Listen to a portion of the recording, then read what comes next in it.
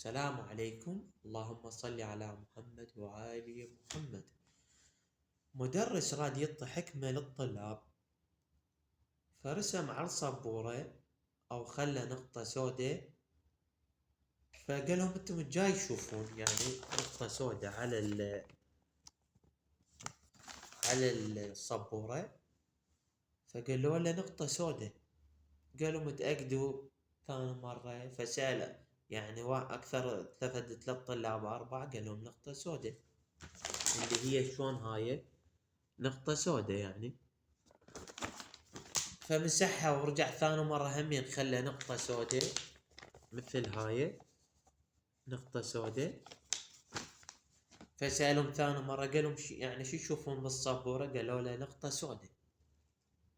قالهم يعني شفتوا هذا البياض كله، هذا البياض كله